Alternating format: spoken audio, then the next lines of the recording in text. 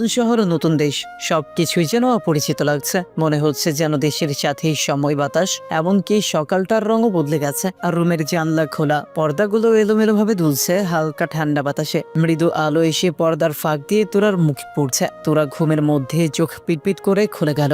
কোনো দিকে না তাকিয়ে ক্লান্ত গলায় গর্জন তুলে ডাকতে লাগলো, মা এখনো ডাক দাও নাই কেন? ও আচ্ছা বুঝছি, আজকে আমার বিয়ের কারণে ডাকদা। বাকিটুকু আর বলা হলো না। তোরার চোখে আচমকা স্থির হয়ে গেল চারপাশে এক বিশাল রুম, দেয়ালে ঝোলানো দামি দামি ছবি, কাচের টেবিলে বিদেশি ফুলের সাজ, নরম কার্পেটের গায়ে পড়া আলো, সবকিছুই যেন স্বপ্নের মতো। তোরা হতবুদ্ধি হয়ে চারপাশে তাকিয়ে রইল। মনে মনে ভাবলো, আমি কি এখনো ঘুমোচ্ছি? সে তাড়াতাড়ি নিচের হাতে চিমটি কাটলো, ব্যথা পেল, তবুও জায়গাটা একই। বুক ধকধক করছে, নিঃশ্বাস ভারী হয়ে আসছে। নিজের কণ্ঠে অবিশ্বাস মিশে গেল। আল্লাহ, আমি কোথায়? এটা তো আমাদের বাড়ি না। আমি এখানে কিভাবে এলাম? রুমের নিস্তব্ধতায় তোরার কণ্ঠটা মিলিয়ে গেল। জানলা দিয়ে ঢোকা হালকা বাতাসে পর্দা আবার উড়ল, যেন অচেনা জায়গাটা নীরবে হাসছে তার বিভ্রান্তি দেখে। তোরা বিছানা থেকে উঠে ধীরে ধীরে চারদিকে তাকাতে লাগলো। দেয়ালের রং, জানলার নকশা, মেঝেতে পুরো কার্পেট, সবই যেন অপরিচিত। বুকের ভেতর কেমন যেন কাঁপুনি ধরেছে। তোরা থমকে দাঁড়ালো, তারপর এক পা দু পা করে রুমের দরজার দিকে এগিয়ে গেল। দরজাটা খুলতেই হালকা বাতাসের ঢেউ এসে মুখে লাগলো। তোরা পা ফেললো করিডরে। চারদিকে নিস্তব্ধতা, শুধু দেয়ালে ঝুলে থাকা বড় বড় চিত্রকর্ম। এক পাশে আধুনিক লাইট, আর নরম মেঝেতে পদচিহ্নের শব্দ যেন বাতাসে মিলিয়ে যাচ্ছে। ঘুরে ঘুরে সবকিছু দেখছে তোরা, কিন্তু কোনো মানুষের উপস্থিতি নেই কোথাও। তোরার মনে ভয় ধীরে ধীরে ঘিরে বসছে। ঠোঁট শুকিয়ে এসেছে, গলা শুকনো। মনে মনে নিচেকেই প্রশ্ন করছে, আমি এখানে কিভাবে এলাম? আমি তো আমার নিচের রুমে ঘুমিয়েছিলাম, তাহলে এই জায়গায় কে নিয়ে এলো আমাকে? তোরা চারদিক দেখতে দেখতে হঠাৎ কারো সঙ্গে হালকা ধাক্কা খায়। বুকের ভেতরটা ধক করে ওঠে। চমকে উঠে ঘুরে তাকাতেই দেখে রৌদ্র। তোরার চোখে যেন এক মুহূর্তে স্বস্তির ছায়া নেমে আসে। দীর্ঘ নিঃশ্বাস ফেলে ধীরে বলে ওঠে, ভাইয়া এই জায়গাটা কোথায়? এটা তো আমাদের বাড়ি না ভাইয়া, আমাকে বাড়ি নিয়ে চলেন, আমার এখানে ভালো লাগছে না। রৌদ্রের ঠোঁটে ধীরে ধীরে দুষ্টুমি মিশানো একটুখানি হাসি ফুটে উঠল। এক ধাপ এগিয়ে এসে সে একদম তোরার সামনে দাঁড়ালো। হালকা বাতাসে উড়তে থাকা তোরার চুলগুলো মুখের উপর এসে পড়ছিল।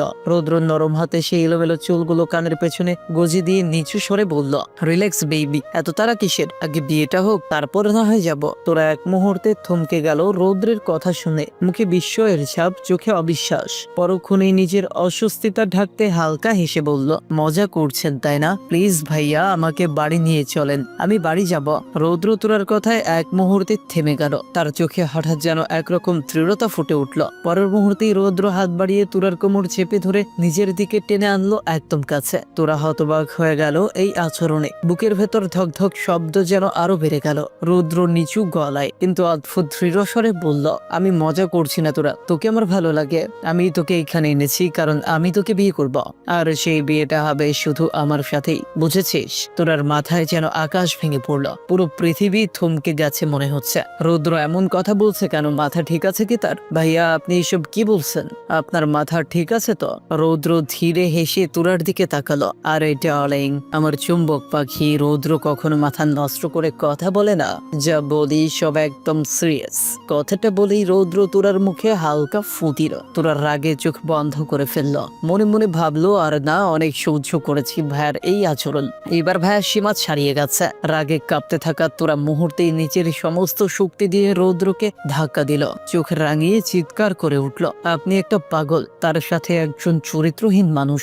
আপনার সাহস কি করে হয় আমাকে এখানে নিয়ে আসার? আর কি বললেন আপনি আমাকে বিয়ে করবেন? আপনার কি মনে হয় আপনার মতো একজন চরিত্রহীন মানুষকে আমি বিয়ে করব? কখনো না। রৌদ্র তোরার রাগ দেখে মুখে হাসি ফুটিয়ে বুকে হাত দিয়ে গলায় টান দিয়ে বলল, ওয়াও কি সুন্দর রাগ, বিশ্বাস কর জানেমান, তোকে রাগলে আরো কিউট লাগে। এখন তো ইচ্ছে করছে তোকে। না না না, এখন না। তিন কবুল বলার পর। আচ্ছা চল, কাজে এসে বসে আছে, দুজন মিলে একটা প্রাইভেট বন্ধনে আবদ্ধ হয়ে যায়। তোরার রাগ যেন শরীরের প্রতিটা শিরা উপশিরা ভরে চলতে রাখ। তার চোখ লাল হয়ে উঠলো, কান দিয়ে যেন ধোঁয়া বেরোচ্ছে। বুকের ভেতর দম আটকে যাচ্ছে রাগে। ইচ্ছে করছে রৌদ্রকে সামনে থেকে তুলে আছাড় মেরে দিতে। গলা কাঁপতে কাঁপতে চোখে অশ্রু জমে উঠেছে। রাগে বলল, আপনি কি ভেবেছেন আপনি আমাকে নিয়ে এসে পড়লেই আমি আপনাকে বিয়ে করব? কি আছে আপনার? শুধু টাকা পয়সা, রূপ আর ক্ষমতা, এইগুলো থাকলেই মানুষ বড় হয় না। একটা ভালো চরিত্র থাকতে হয়, আর সেটা আপনার মধ্যে 1% নেই। নারে যেন আপনার কাছে শুধু বিছানার সাজসজ্জা। আমি ভাবতাম আপনি এতদিন আমার সাথে যা আচরণ করেছেন সব হয়তো দুষ্টুমি করে বলেছেন, কারণ আপনি তো হাজার হাজার নারীর সান্নিধ্যে যান, নাটক করেন, তাই ভেবেছিলাম সেটাই হয়তো অভ্যাস হয়ে গেছে আপনার। কিন্তু আমার সব ভুল ছিল। যে চরিত্রহীন সে নিজের পরিবারের মানুষকেও কুনজর থেকে রেহাই দেয় না, যা আমি আজ প্রমাণ পেলাম। আর আপনি কি ভেবেছেন আমি আপনার বিষয়ে কিছুই জানি না? আমি সব জানি রৌদ্র খান, সব। শুধু মুখে বলিনি, কারণ আপনি আমার ভাইয়া, একজন পরিবারের সদস্য বলে চুপ ছিলাম। রৌদ্রের মুখের হাসিটা মুহূর্তেই মিলিয়ে গেল, চোখ দুটো লাল হয়ে উঠল রাগে। এতক্ষণ যে মানুষটা শান্তভাবে হাসছিল, এখন তার সেই শান্ত চেহারাটা যেন আগুনে চলছে। এক ঝটকায় সে তোরার সামনে এসে দাঁড়ালো, ভীমরুলের মতো ছুমেরে তোরার কাল চেপে ধরল। তোরার নিঃশ্বাস বন্ধ হয়ে এলো, চোখ ভয় আর অবিশ্বাসে বড় হয়ে গেল। রৌদ্র দাঁত চেপে গলায় ঝাঁজ মিশিয়ে বলল, অনেক বলেছিস তুই, শলের বচ্চন। ভালো লেগেছে বলে তুই এখন তেজ দেখাচ্ছিস? শোন শালের ঘর শালে, আমি কোনো নাটক করছি না, আমি তোকে সত্যি ভালোবাসি, বুঝছিস? তুই আমার চোখে পড়েছিস, মানে তুই আমারই। তোর আমার থেকে মুক্তি পাওয়ার কোনো রাস্তা নাই। তুই চাইলি বা না চাইলি তুই আমাকেই বিয়ে করবি। রৌদ্রের কথাগুলো যেন আগুনের শিখার মতো তোরার মুখে এসে পড়লো। ভয়, ঘৃণা আর অপমানের মিশ্র অনুভূতিতে তোরা কাঁপতে লাগলো। তোরার মুখে মুহূর্তের আগে আগুন জ্বলে উঠলো, ভয়কে যেন পুরোপুরি গিলে ফেললো সে। দাঁত চেপে চোখে পানি নিয়ে কাপা কাপা গলায় কিন্তু তীক্ষ্ণ চেতে বলল, মরে গেলেও আমি তোকে বিয়ে করব না, কুত্তার বাচ্চা। তুই আসলেই একটা খারাপ চরিত্রহীন মানুষ।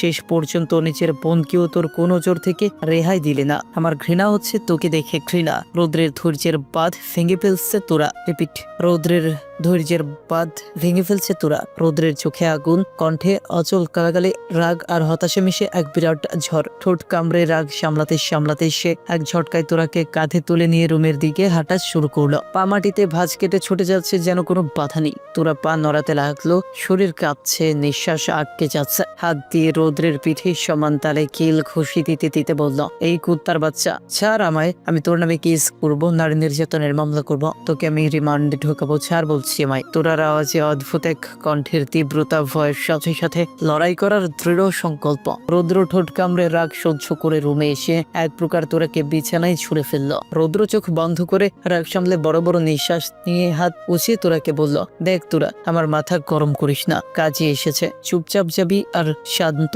ভদ্রমের মতো কবুল বলে দিবি, আন্ডারস্ট্যান্ড? রৌদ্রের চোখে লাল আগুন, বুকের ভেতর রাগ জমিয়ে বিস্ফোরণের মতো ফেটে পড়ছে। আর তোরার রাগে ফসে উঠে চিৎকার করে করে বলল, আমার জান নিয়ে নিন, তবু আমি আপনার মতো মানুষকে বিয়ে করব না। মুহূর্তে রৌদ্র তোরার কথায় বাঁকা হেসে শার্ট খুলতে খুলতে বলল, তোর শরীর নিচ্ছি আমি তো আবার চরিত্রহীন মানুষ, শরীর না নিয়ে কারো জান দিতে পারি না। তোর এবার একটু ভয় লাগছে, এতক্ষণ সাহস থাকলেও এখন আর নেই। রৌদ্র যদি সত্যি ওর উপর থেকে ঝাঁপিয়ে পড়ে কি হবে তা ভেবে কাঁপছে সে। তোরা ধীরে ধীরে বিছানায় পেছাতে লাগলো, হাত পা কাঁপছে, কাপা কণ্ঠে বলল, দেখুন আমার কাছে আসবেন না, মেরে ফেলবো কিন্তু আপনাকে। আর রৌদ্র মুহূর্তে হো হো করে হালকা হেসে উঠল, তার চোখে অদ্ভুত আগ্রাসী উজ্জ্বলতা। ধীরে ধীরে তোরার দিকে এগোতে এগোতে গলার টান দিয়ে বলল, লিখবো তোমার হাতে আমি আমার মরণ। তোরা রৌদ্রের গান গাওয়া দেখে ভয় তার দিকে চেয়ে বিছানায় পেছাতে পেছাতে কণ্ঠ কাঁপিয়ে বলল, ভাইয়া প্লিজ আমাকে ছেড়ে দিন, আমি তো আপনার বোন লাগে। রৌদ্র তোরার কথায় কানে না নিয়ে ধীরে ধীরে এগোতে থাকলো, চোখে আগুন ঝলসানো রাগ আর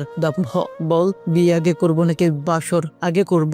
রৌদ্রের কথায় তোরার শরীর জ্বলে উঠল, লজ্জার ভয় কান দিয়ে ধোয়া বেরোতে লাগলো, শরীর কেঁপে উঠছে। মুহূর্তে তোরা ঠোঁট কামড়ে চিৎকার করে বলে উঠল, ছি নাউযুবিল্লাহ, আর কয়জনের সাথে বাসর করবেন? আপনারা লজ্জা থাকা উচিত। তোরার চোখ বড় বড় হয়ে গেছে, গলার কণ্ঠ কেঁপে উঠছে, শরীর ভয়ের সঙ্গে উত্তেজনায় অচল, মনে হচ্ছে নিজের শক্তি আর নিয়ন্ত্রণ হারিয়ে ফেলবে। উচ্চস্বরে হেসে উঠল রৌদ্র। তোরার কণ্ঠ, চোখের রাগ যেন তার কাছে কিছুতেই প্রভাব ফেলছে না, সবকিছু এক কান দিয়ে ঢুকে আরেক কান দিয়ে বের হচ্ছে। তোরার শরীর কাঁপছে, লজ্জা আর ভয়ের ছাপ স্পষ্ট, মনে হচ্ছে প্রতিটি শব্দে সে আরো অসহায় হয়ে পড়ছে। রৌদ্র হাসতে হাসতে ফোঁস করে নিঃশ্বাস ছেড়ে বলল, এই যে তুই সত্যি কথা বলেছিস, আমার লজ্জা থাকা উচিত ছিল, কিন্তু আমার ওই লজ্জাটাই নাই, আমার ভালোবাসাটাই নির্লজ্জ ভালোবাসা। এখন কাছে আয়, তোকেও একটু আদর করে দেখি তুই কেমন টেস্টি। কথাটা বলেই রৌদ্র একটানে তোরাকে একদম কাছে টেনে আনলো। মুহূর্তেই তোরার ওপরে উঠে কালে স্লাইড করতে করতে নরম গলায় হিস হিস স্বরে বলল, অভদ্র হয়েছি আমি তোমারই প্রেমে, তাই কাছে আসো না,